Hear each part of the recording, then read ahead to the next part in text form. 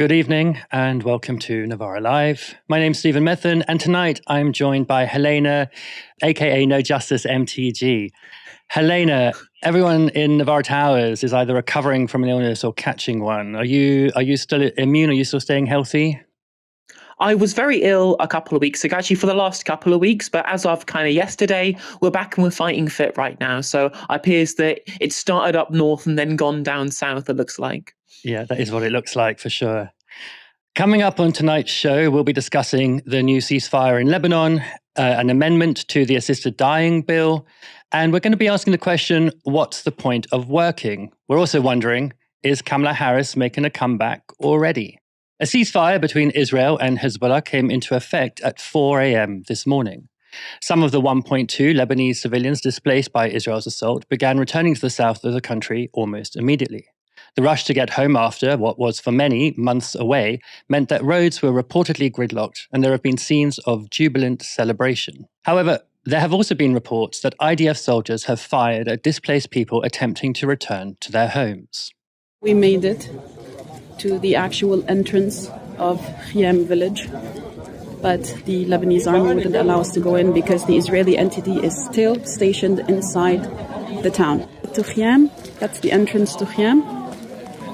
At the very forefront of the entrance of Khiam, and the people are just standing here at the gas station because they wouldn't allow anyone to go in. They are firing at the people. But we made it.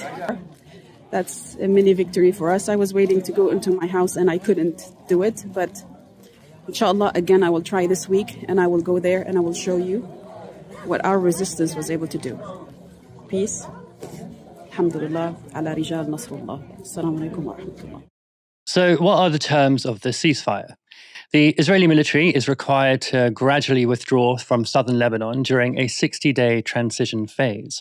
Over the same period, Hezbollah is required to pull its heavy weapons north of the Litani River, which is roughly 18 miles north of the border with Israel, and the Western-backed Lebanese army will deploy to the south of the country. While Hezbollah is part of the Lebanese government, its armed wing is not part of the official Lebanese military.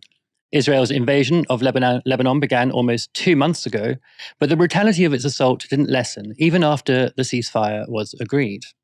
In the hours immediately preceding the ceasefire becoming active, Beirut came under heavy Israeli bombardment, including in neighborhoods in central Beirut which hadn't previously been targeted.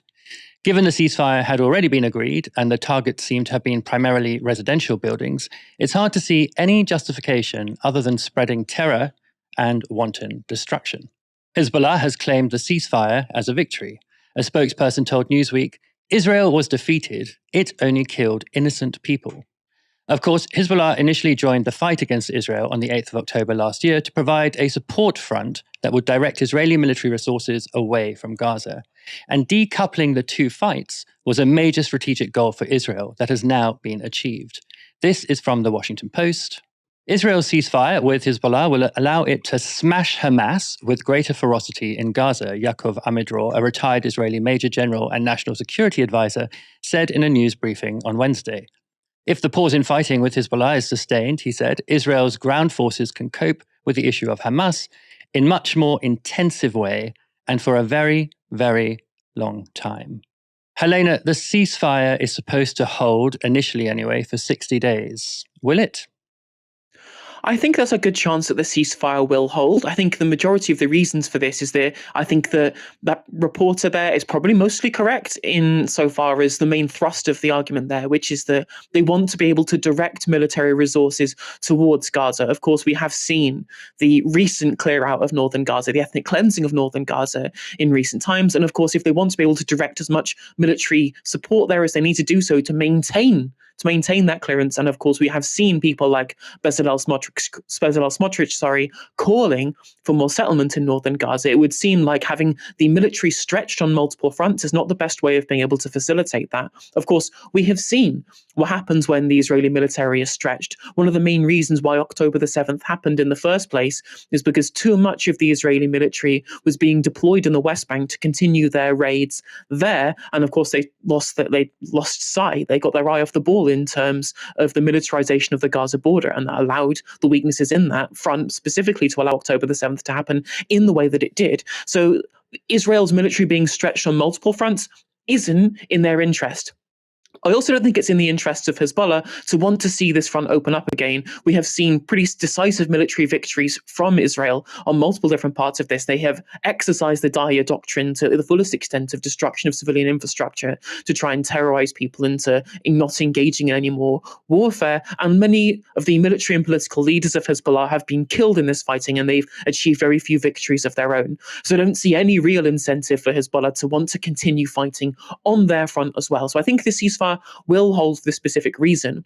What I do find interesting, though, is that I think that there may be another opening up of this front at some point in the future. For the main reason is that it was reported in Haaretz yesterday that there's been no plan from the Netanyahu administration to actually try and rebuild any of the towns and cities that they claim that this front was opened up to be able to provide the return of the people who live there. We've always been told, well, we're fighting Hezbollah in South Lebanon. We are engaging in this invasion of Lebanon to ensure that there can be a return of people to their homes in the north of Israel.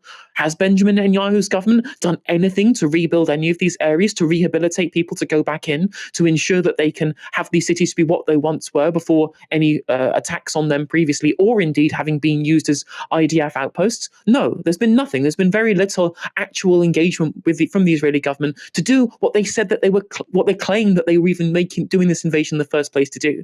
So I don't think we'll see a return of many of these people to northern Israel, and that leaves space for the front to open up in future. It just shows that even within the confines of whether or not something is good for Israelis, having an increasingly militarized and belligerent government that only cares for military victory over the safety of its own civilians, of course it's terrible for all of the neighbors of Israel, but it's not even good for Israel's citizens either.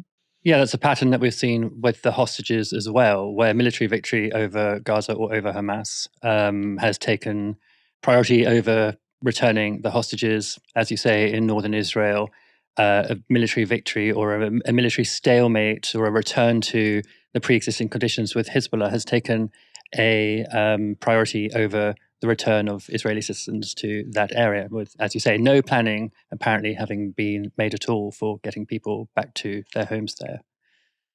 Now, the missiles may have temporarily stopped falling in Lebanon, but the situation in Gaza remains catastrophic.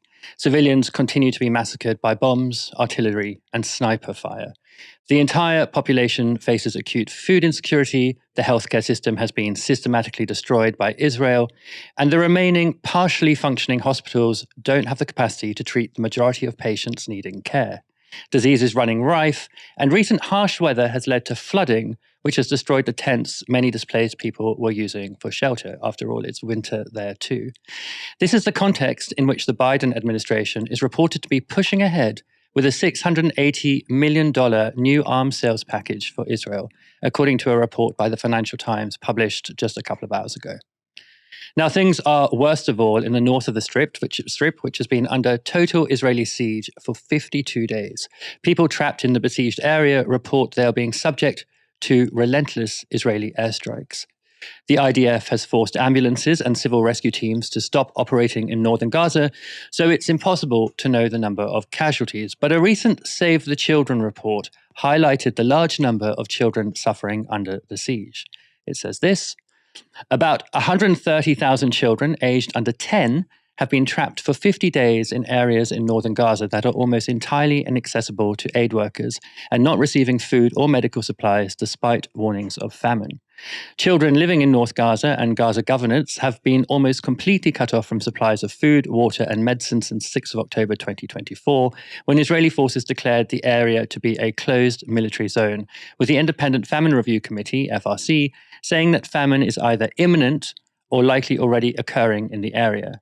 The UN also warned nearly a month ago that the entire population of North Gaza Governorate was at risk of dying, yet attempts by aid groups to access the area have been repeatedly denied by Israeli forces. Using starvation as a method of warfare is one of the war crimes and crimes against humanity that Netanyahu and former Israeli Minister of Defense Yoav Gallant have been charged with by the International Criminal Court. The ICC issued arrest warrants for both men last Thursday. Notably, this is the first time the court has ever acted against US allies. The other charges are for the crimes against humanity of murder, persecution, and other inhumane acts, and the war crime of intentionally directing an attack against a civilian population. Now, the UK is a signatory to the Rome Statute of the International Criminal Court, which means under international law, it has a duty to enforce these warrants. That's a simple and totally unambiguous legal fact. But the government has been quite evasive about whether it would fulfill that duty. Here's Sky News reporter Ben Bloch on the afternoon the warrants were issued. The Prime Minister's spokesperson was asked repeatedly by lobby journalists if the UK would arrest Benjamin Netanyahu if he landed on UK soil. He could not answer, and nor could he answer any questions on the UK process for enforcing ICC warrants. It's understood that a domestic legal process needs to be carried out through the UK courts to determine whether to endorse the arrest warrant under UK law. The Prime Minister's spokesperson also couldn't say if Netanyahu would be welcome in the UK right now. Number 10 seems to have no clue how to respond to this development. Now, lawyers have disputed that such a requirement for a domestic legal process exists, and it's worth noting that no similar claim was made when the ICC issued an arrest warrant for Russian President Vladimir Putin 18 months ago.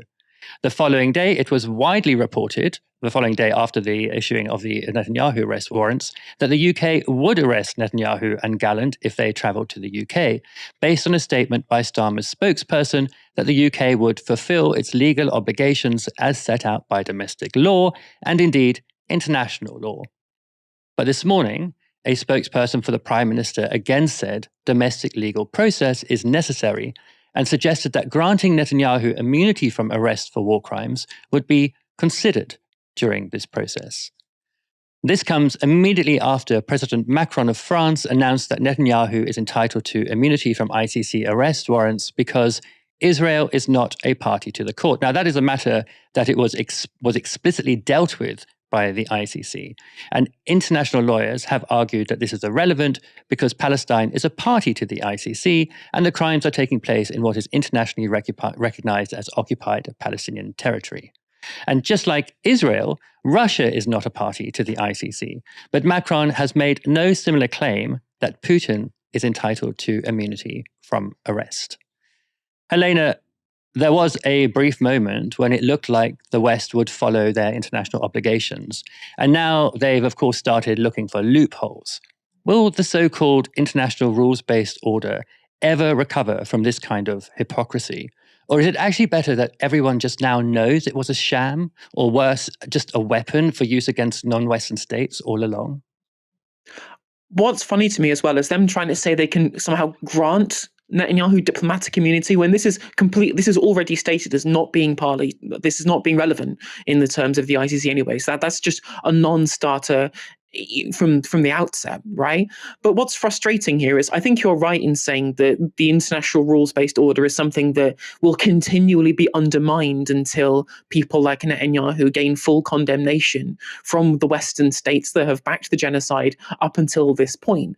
And whilst I can certainly empathize with the argument that, well, maybe it's good to just get this out in the open and it finally lets the whole world know about the nature of Western imperialism and the nature in which this is only ever used as a tool to punish enemies of the West rather than as an agreed order that everyone should sign up to. Whilst I'm certainly empathetic to that argument, fundamentally, having an international rules-based order is something that we absolutely should be trying to adhere to. It's something that is a noble and lofty goal. And trying to ensure that our own states adhere to it is more important to me than the optics of seeing it being undermined for what it has been used for however many years. The fact that we'd even reached the point where a Western-aligned leader was being issued an arrest warrant in the first place shows that there is at least some amount of leverage that we can have to ensure that it actually gets applied in the way that it should be. This is a watershed moment,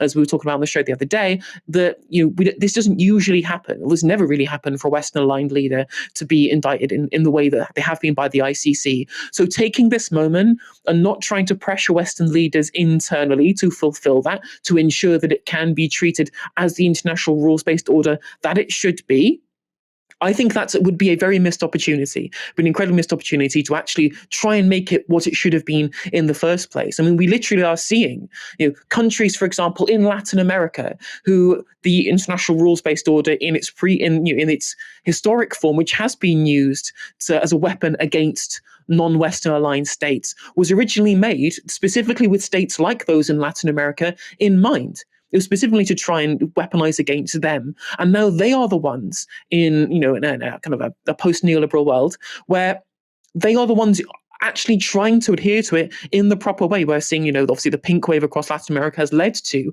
a bunch of leaders who, whilst fundamentally liberal in their international outlook, are at least trying to apply these rules in the way that the actual substance of them should be, rather than the way that they have been implemented in reality. So, as I said, given that we have a unique opportunity to apply the spirit of the laws as they should have been rather than the way that they have been, trying to argue that we should get rid of it when it would be the utility of the tool hasn't disappeared, I think that would be a very big missed opportunity. And we are seeing broadly across Western nations, in terms of internal polling, that the citizens of those countries also support the implementation of these rules as they are. Was it a supermajority of British people support the war crimes charges levied at Netanyahu? Something like 65% to 14% support his arrest for war crimes. Letting that go and just saying, well, let's get rid of it altogether, I think that would be a huge misstep. I don't think we should get rid of it altogether, but I agree with you about the watershed moment where, in this case, the issuing of warrants against the two leaders in Israel, and then this kind of rolling back by the UK and now France, and I suspect there will be other countries that will follow, rather shows something about that order, about how, as you say, how it was constructed and who it was meant for, and in this case, who it wasn't meant for. And yeah, I think you're totally right that now is the moment to actually live by the letter of the law rather than the spirit in which it was initially constructed. The assisted dying bill is due to be debated in Parliament this Friday, but some MPs are trying to delay its progress through the Commons. A cross-party group has tabled what's known as a wrecking amendment, designed to scupper the bill if enough MPs support it. One of the group is Labour's Anna Dixon. She told the Today programme why she'd co-sponsored the amendment. We basically want time for more detailed scrutiny of this. So like other MPs, and as we heard from Jim, we take the responsibility as legislators really seriously. This is not just once in this Parliament a significant piece of social legislation, but in a whole generation. And so we feel it's incumbent on us to do our job properly. And through all the reading, listening that I've been doing, along with a lot of other MPs, I've come to the conclusion that there are a lot of complex legal and practical considerations that we don't feel a private member's bill is going to allow us to adequately address. And that's why we've put down this cross-party amendment.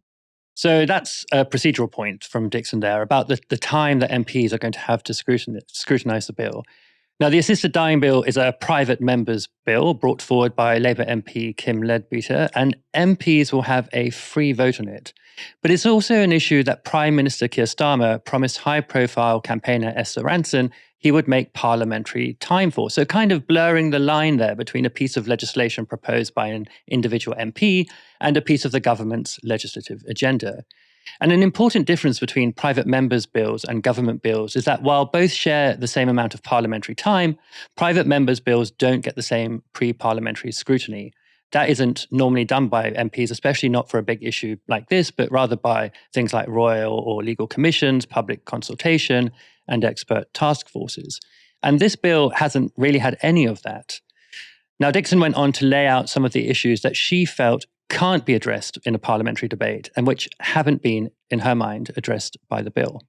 Now, obviously, within the bill, there are things to make very overt coercion a crime. And that's sort of how it's being dealt with. But we know that in society, we have discrimination. We have ageism, for example. We have power imbalance that leads to elder abuse, to domestic abuse. But we also know that some of these things are internalized. And so even if there isn't this sort of, evidence, criminal evidence of coercion. We need to really understand how are doctors going to be able to really confidently say that this person is making a full, free and informed decision without, for example, feeling a burden to their family. The cost of social care, not least, we haven't fixed social care yet. So 24/7 care at the end of life, people can see their whole inheritances disappear. So these are societal issues, which actually just looking at those in much more detail to understand the definitions of coercion. So I find that a really interesting point. So I think what Dixon is saying is that these social facts around discrimination and internalized prejudice might conflict with what Parliament wants to give people, which is a right to control over one's own body, including one's own death. But surely if you believe in bodily autonomy, that right shouldn't be in question, no matter the social facts. That's something you might think. In fact, you might also think the job of the government isn't to use the social facts to limit your rights, but rather to protect your rights by tackling the discrimination and internalized prejudice that make it so much harder to exercise them or make it unsafe to exercise them in some case.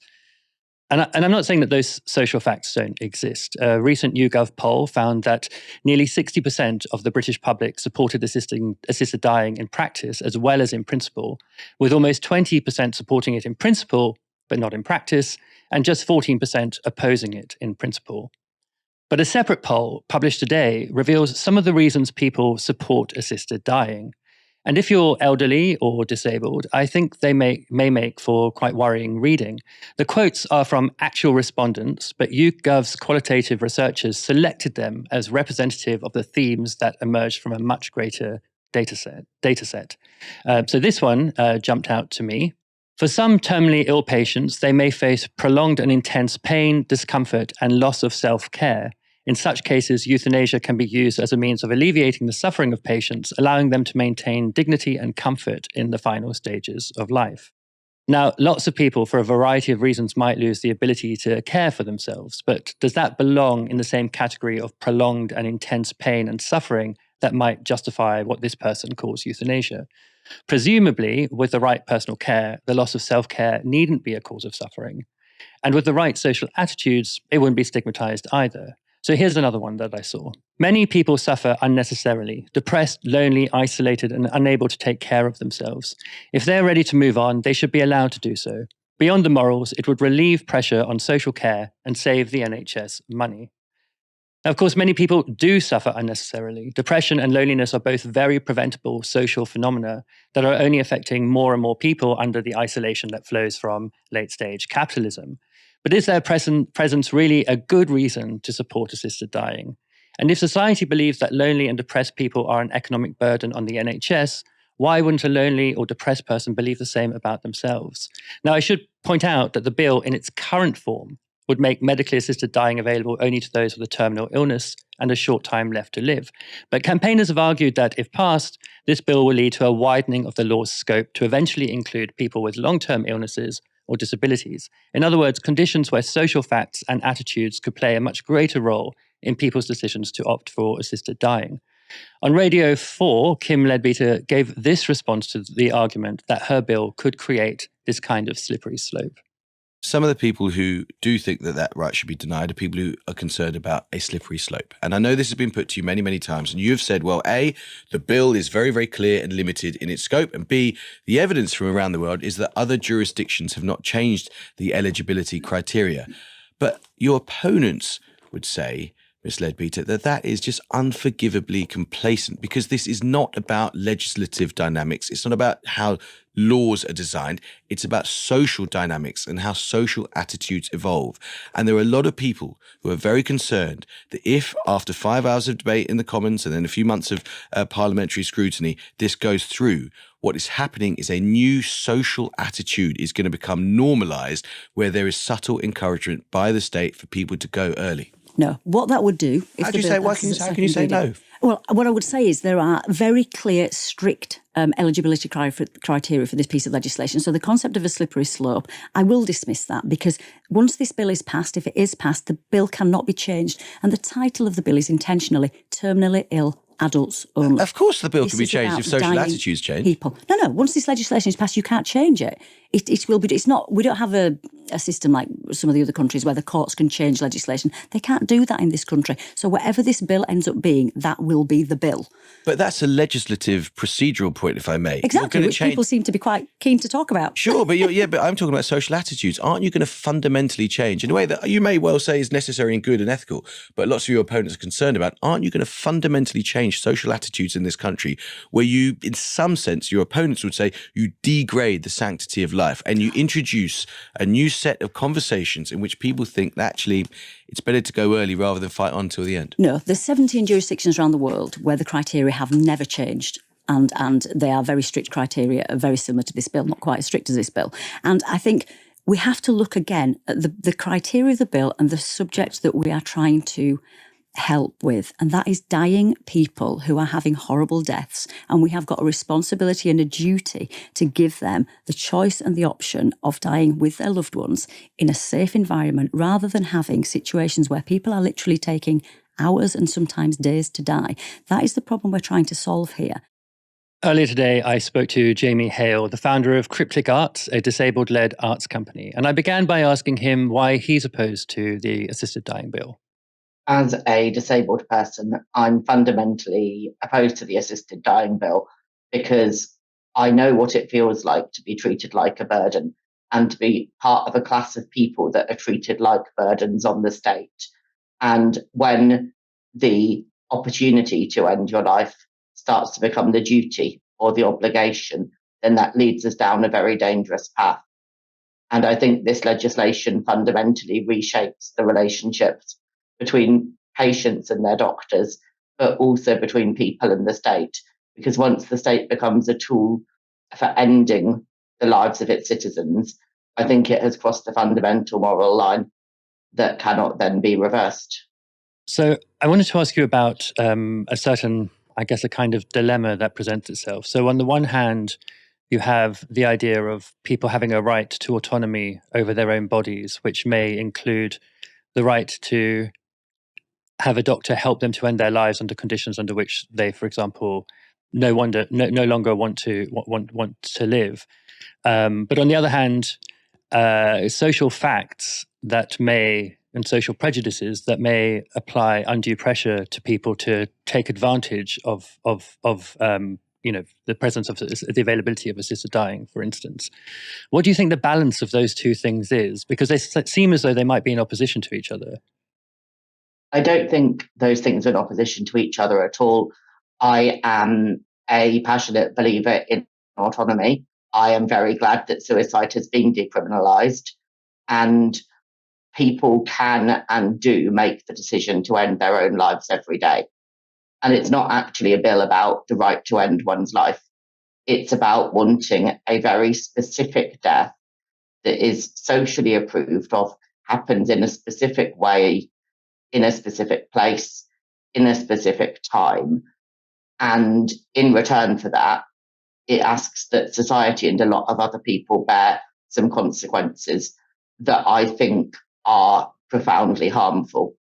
I think to know that you could go to your doctor, or possibly even worse, to not know that you could go to your doctor to talk about end-of-life care and be offered the option of suicide, is new and different, and frankly terrifies me, particularly when we consider the ways in which people are treated like burdens on the state, burdens on the health service, burdens on the benefits bill.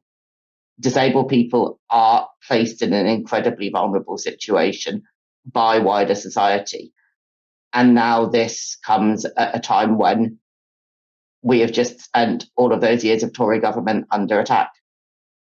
I don't think it's in opposition to autonomy at all. And I think people who want to end their own lives are usually able to. And I wouldn't be opposed to that. I'm opposed to the legalising of our health service being used as a tool to end people's lives. So in the segment I just did, I talked about some recent findings from a YouGov survey on social attitudes to assisted dying, one that was just published today.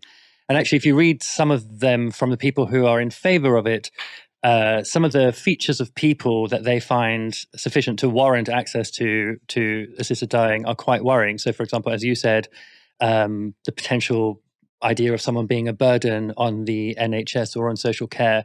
Another was that, the loss of the ability to self-care might be sufficient reason for someone to seek assisted dying. But so what do you think of so I guess it's a question of whether it's principle or practice that is the issue here. So in a society where we, for example, didn't have those sorts of attitudes to disability or to old age, would those social facts didn't obtain, in that case, would you still have an issue with assisted dying being part of a medical treatment or a medical intervention? It's hard to imagine, and certainly impossible to imagine under capitalism, a society that doesn't devalue disabled people and devalue our lives and experiences. And it's also incredibly saddening to think how many people are looking at a life like mine and thinking, wow, I really would rather be dead than experience that. And yet that's something that I've been told on numerous occasions, that actually my life's pretty great. And the fact that I need help with other people with personal care really doesn't change that. And it makes me sad that people fear this so much when actually it's so manageable. But I think also my opposition exists in a society where those attitudes exist. And if disabled people face no disadvantage, no discrimination, no difference, if healthcare, social care, if everything was as perfect as it could be, and if this was being offered to everybody on equal terms, would I still be opposed to it? I don't know. I really don't. But I think the minute that we section off two groups of people, both of whom might be feeling desperate, miserable, suicidal, and one group we say, here are suicide prevention resources, and the other group we say, here's a referral for assisted suicide, then we're in a very, very dangerous position. And it's even worse that it comes from the medical profession, from the people we should be able to trust to treat us, to preserve our quality of life and extend our quantity of life, and help us decide how to manage the balance between those two things. If they also become the people who are ending our lives, then as a society, we've completely changed what medicine means. Now, defenders of the bill will say, look, the bill in its current form really only applies to a very small group of people, where, terminally ill people who only have a short time left to live. And yet opponents of the bill say it doesn't really matter what the bill says because it creates a cultural landscape, which then leads to the opening of a slippery slope, which will gradually mean that more and more people will be either through legal challenge or through additional legislation caught up as people for whom medical authorities decide that assisted dying is an option. I'm assuming that you agree with that argument. I agree that incremental expansion is essentially inevitable. I mean, if we look, there's already a group of, I believe, more than 50 now MPs who are pushing to open the bill up to people who are experiencing, I believe the phrase was, intolerable suffering. And it would be child's play. It would be that easy for me to tell a doctor that that applied to me. And yet I know that were assisted suicide legal, and had it been legal for me in the past, there's a very high chance I wouldn't still be here now. And if we look at the way that legislation has expanded, if we look at Amsterdam, if we look at Canada, where people are coming and they're talking about inadequate care and inadequate housing and being offered what the Canadians call medical aid in dying, then that's terrifying. And proponents of the bill will say, look at Oregon, where there hasn't been any legislative expansion whatsoever. And that's correct on a technicality. But the number of conditions that the bill applies to has expanded and expanded. And once this is an option, they're not just going to stop there. If we look at all of the big campaigns, all of the big court cases, all of the previous movements, it hasn't been terminally ill people in the last 6 months of life. It has often been people in a position not that dissimilar to mine, with a physical impairment that is deteriorating, has taken a lot of their ability to do various tasks independently and is going to continue to do so, but not people who are actually within 6 months of dying. So there is no chance that the campaigners will stop at 6 months, even if the bill, as it currently stands, claims it will. And anyone who's supporting the bill under the idea that this will somehow draw a new line is naive at best, because actually what we've seen all around the world is that once you cross this moral Rubicon, once we make assisted dying legal, possible, bring it into the healthcare we offer our citizens, it's going to expand. It's going to include more people. That was Jamie Hale, founder of Cryptic Arts.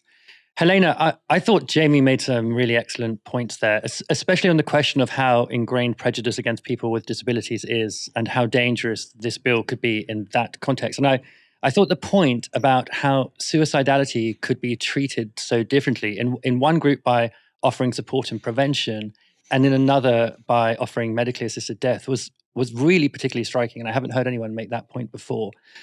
What are your views on the principle of the bill and also on the practice?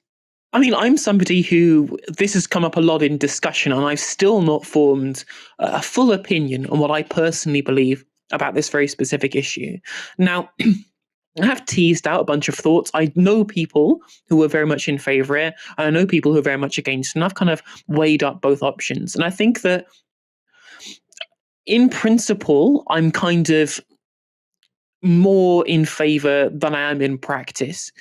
But I think I can somewhat empathise with the argument around, well, the current letter of the bill is the way that it is with all of the safeguards that we do have. And I think that the very specific carve out for specifically only being for people who are terminally ill means that the current bill as it is something that I would be able to support. But of course, then again, I think when you look at the way this has been implemented in other countries, I also empathise with the idea that, well, you're naive if you think that they're going to stop at specifically this. So I really haven't made my personal mind up on this specifically. What I think is the thing that's turning me off it is that whilst I would support it, if I could be sure the bill would immediately just stay in this form and would never encroach any further, I probably would support it. But that would involve trusting the parliamentarians of the House of Commons, as they currently are, who are likely to get into government, to ever treat this particular issue and to treat disabled people with the humanity that they deserve. When we are looking at, especially the current government, who just recently have just released a raft of legislation copied from essentially word for word from what we've seen from the CSJ, from the Conservative Party, over the way in which we look at people claiming disability benefits and the way this is treated as perfunctory. Insofar as, well, how are we going to be able to accommodate disabled people within our economy, right? What use are they to the economy if we do this such and such with regards to our welfare system? It's not too much of a leap to look at that attitude towards the way in which we treat disabled people in this country and seeing how those same attitudes would be transferred in the way that a bill like this might progress in future, in ways laws like this could be expanded upon in future, right? I mean, I think that the warning signs really are there from how this is expanded in other countries. I think the comparison with Canada and the way medical assistance in dying has been used essentially again,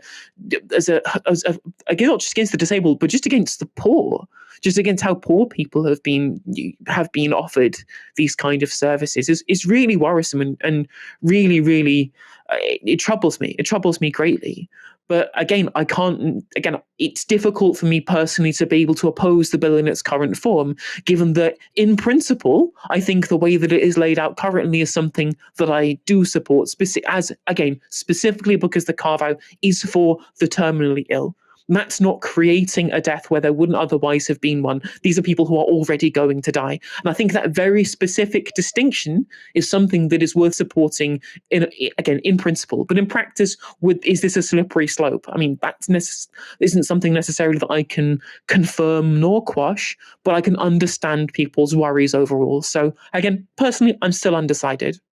Yeah, I think I support the bill in principle, or assisted dying in principle. On the specifics of the bill, I'm very interested to see if it passes this reading on Friday, what happens in committee stage in terms of the amendments that are put up. But just on a political point where I agree with you, I do find it deeply ironic or even hypocritical that opponents to the bill are raising the conditions under which people with disabilities live, the conditions under which the elderly live, the conditions under which people in poverty live, as reasons to reject what is essentially an enshrining of the right to bodily autonomy in law, when they're the very ones who've overseen the degradation of those conditions over many, many years. So they're not taking this opportunity to say, oh yeah, let's increase the social care budget, or oh yeah, let's make sure there aren't so many lonely and isolated people. They're rather using the circumstances that many of them have been involved in creating in order to block a bill which is actually about rights. When actually, as I say, this could be the moment where you think, all right, well, we have a lot of work to do in the way that we regard and treat people with disabilities, the elderly and so forth, before we're able to provide services which would enshrine that right to bodily autonomy when it comes to death. Now, if you want to read more about some of the potential difficulties surrounding the bill, Novara Media is on the case. In an article published today on novaramedia.com, academic Matty Hall does a deep dive into the wider potential effects of the bill if it becomes law. You can find a link to that article in the description box below. Young people and their work ethic, or lack thereof, are in the news again. Earlier this week, Labour released a white paper aimed at getting people aged between 16 and 24 not in employment, education or training into the workforce. Those are the so-called NEETs. And the Jeremy Vine Show decided to tackle the topic with their usual level of subtlety and empathy, beginning with this call from Anne. We need to bring back in careers advisors, give kids hope. Yeah. I went to school 30 years ago and my teacher said to me, I'd amount to nothing. Didn't have any aspirations, but I was good at school. I'd come out with A-levels, GCSEs, and I wanted to be a chef. Yeah. And she said I had no skills in that. I went off to London with a friend. We went to the Hilton Hotel in London. We sat in reception, and bloke come over to us and said, "What do you want?" I said, "I want a job." Yeah. And they gave me a job in the kitchen, washing pots. I went on to be a chef. I stayed there for 12 years. Oh, I love it. We love it. Chef. But listen, weirdly, what I'm going to suggest to you, Anne, is that even better than a careers advisor is the teacher who says to you, you're going to amount to nothing. Because then you've got something to prove. Yeah. And careers, the problem with this country, Anne, is everyone wants to be famous. Yeah. And it's pop quiz factor or whatever it's called. I mean, can you imagine a lot of young people today doing what Anne did? I think you're amazing, I can't Anne. imagine it. Well, it happens. I mean, I don't come know on. if it does. Why are we so putting down young people? Because they're not working, well, Phil. some of them That's aren't. why. But you're tarring everybody with the Phil's same got brush. not young children, but you've got kids in their 20s, so they... so you know what the young Exactly. it's like. It's tough. And we're tarring, Carrie, you're tarring everyone. I'm not tarring everyone. There's a lot with of the same people brush. in this. I'm tarring young people want the 1 to work. million It's insulting people. to say they don't. I'm tarring the 1 million people, young people between 16 and 24, who aren't looking for a job and don't want a job. People like Anne. That's who I'm talking about. I heard a young man on the radio the other day. He was 30 years old, trained as an engineer. He hasn't worked as an engineer in 8 years. Why? And he gets given jobs as waiters, whatever. He doesn't want them because he thinks they're not good enough. That's what we're dealing with. People who will not do menial jobs because they're not good enough for them. Now, a lot of the outrage in that video is generated by the idea that young people should be working, that they have a duty to work, that they owe it to the rest of us. But here's a question that would likely make Jeremy Vine and his guests furious. What if refusing to work is a perfectly rational choice in 21st century Britain? With the average worker £200 a week worse off than they were 16 years ago, even if you're technically better off from working, wages are so low that it may not make it feel worthwhile. That applies even more so for 0 hours or flexible roles where you're expected to drop everything at short notice if they need you for a shift, meaning it's hard to make other plans. Now, people might be more willing to put up with low-paid, inconvenient entry-level roles if they saw it as a way to get a foot on the ladder. But there just aren't entry-level jobs, with 7 out of 10 young job seekers rejected from so-called entry-level jobs for lack of, you guessed it, work experience. And that's according to recent research. There's also been a hollowing out of the labour market in the UK. According to research from the London School of Economics, 1 in 4 UK jobs are bad jobs or poor quality employment, bullshit jobs. Many middle-ranked jobs have also disappeared, leaving a small but relatively highly paid professional and management class and a mass of low-paid, low autonomy roles with little prospect for career progression. Of course, even professional salaries have not kept pace with increases to the cost of living. In the 1990s, the average house in England cost less than 4 times the average income, according to the ONS. It now costs more than 8 times the average income. In Wales, the ratio of house price to salary has also doubled, going from 3 to 6. That shift makes owning a home an unrealistic prospect for the majority of young people, unless, of course, you're one of the 1 in 3 first-time buyers who've had help from the bank of mum and dad. Meanwhile, rents are rising at a much faster rate than both wages and inflation. In 2019, Shelter found that in 2/3 of the country, working families could not afford to privately rent a typical home without turning to housing benefit. And the problem has only become worse over the last 5 years.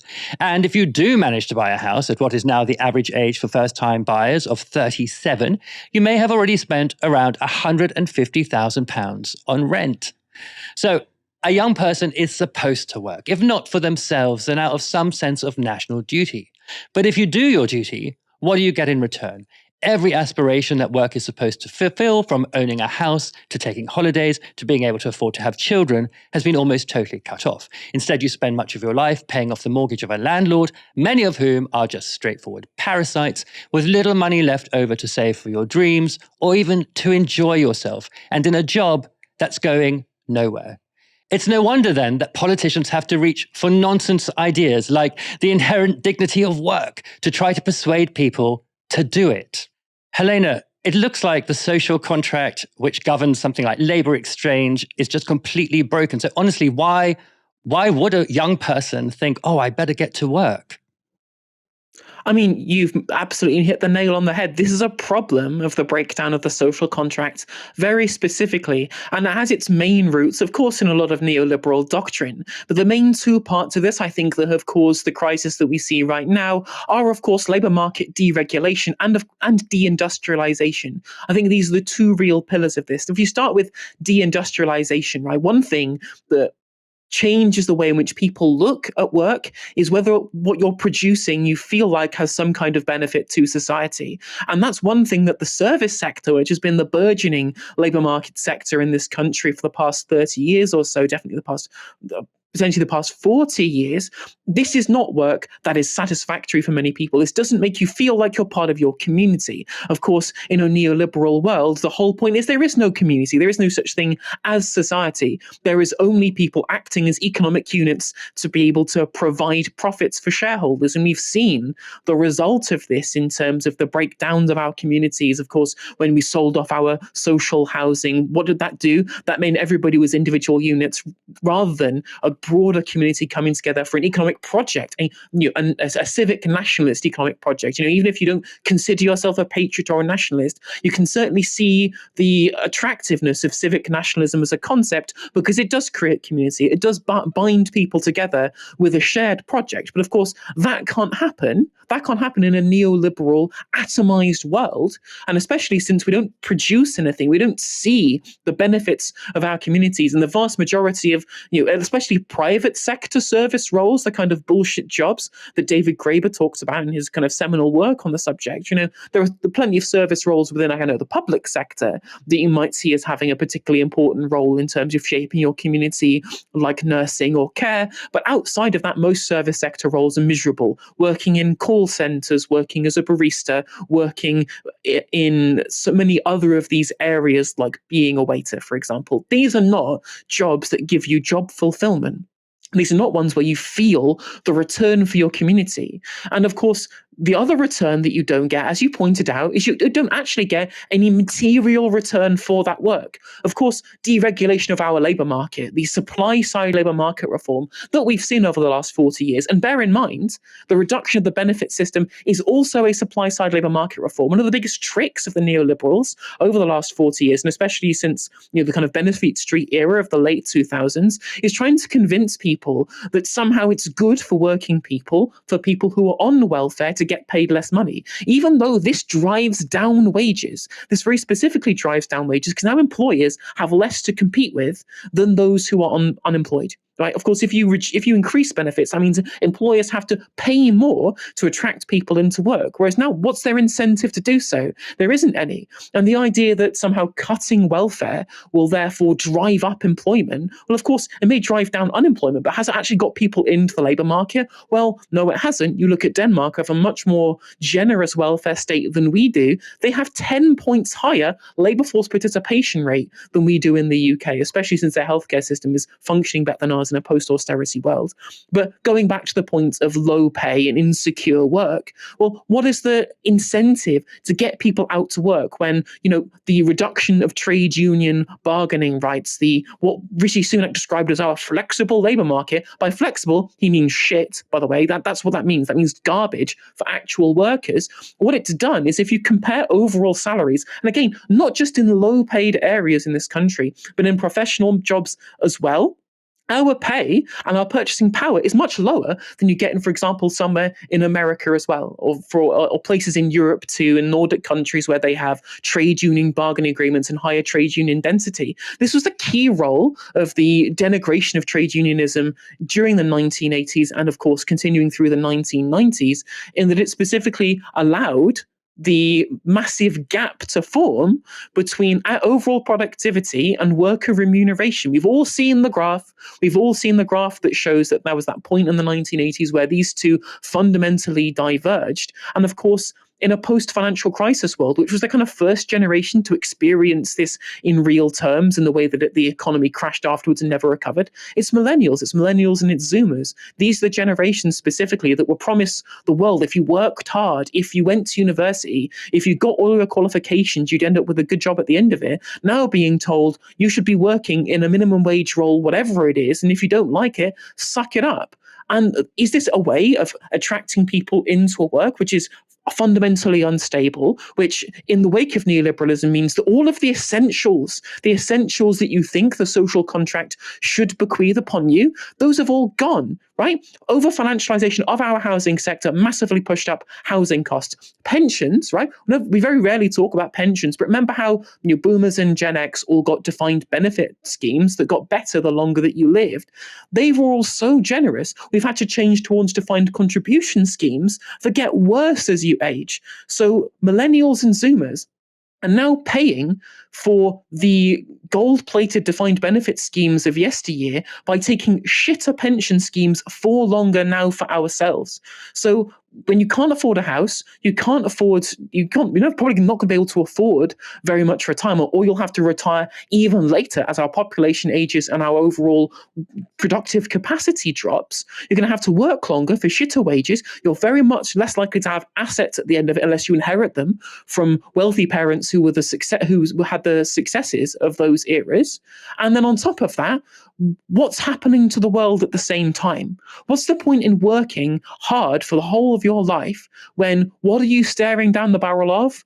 Climate collapse, geopolitical instability, and of course the rise of the far right, all at the same time as the public realm has been overall decimated by continued deference to corporate neoliberal politics. The incentives aren't there to actually get into work. The wages aren't there. And of course, there is very little to hope for these people. If we really want to get young people into a position where they actually go out to want to work, pay them good wages, make sure that they can see the proceeds of contributions to their society rather than just getting them to only care about their own pocketbooks at the end of the day. And of course, ensuring that there is a world for them to work towards at the end of all of this. Because at the moment, I don't see any incentive whatsoever. As always, perfectly put, Helena. Nothing to add there. After losing the 2016 election, Hillary Clinton did what many of us might in similarly humiliating circumstances and disappeared entirely from public life for several months. Not so Kamala Harris. The Democrats have released a video of her speaking to supporters, which, well, I'm going to let you watch it for yourself. I just have to remind you, don't you ever let anybody take your power from you. You have the same power that you did before November 5th. And you have the same purpose that you did. And you have the same ability to engage and inspire. So don't ever let anybody or any circumstance take your power from you. Oh, Kamala, if I'd been through what you've just been through, I think I'd be drowning my sorrows too. And this may not even be the last time we hear from Kamala. Politico has this story.